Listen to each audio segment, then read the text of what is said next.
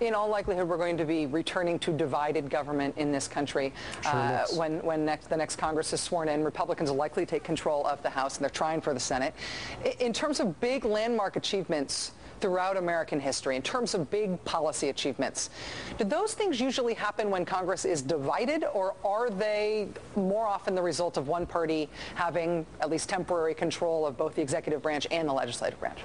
It's almost always when the White House is of the same party as the Congress. Look at 1965. Lyndon Johnson came in. If you can believe it, Rachel, 2/3 of the Senate was Democrats, 2/3 of the House was Democrats. But even despite that, LBJ said, this doesn't happen very often. I've got 6 months. He used those 6 months to get through the Great Society, Medicare, voting rights, very basic programs. And he said, after that, they're going to start voting against me, and there will be a backlash.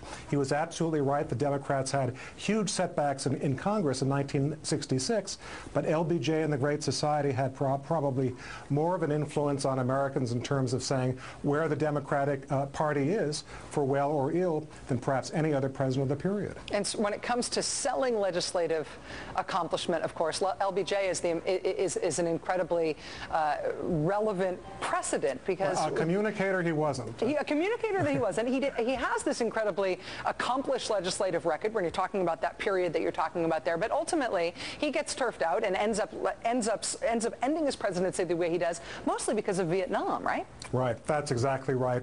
And what you want, and this is true with LBJ and Barack Obama, you want a president who does courageous things, and I think you've stated them, but you also want a president who's able to persuade his contemporaries, those of his own generation who have to vote in these elections, that this was the right thing to do. He can't just wait for history to say it was the right thing to do. In politics, you have to really convince the people who are passing on you at the time.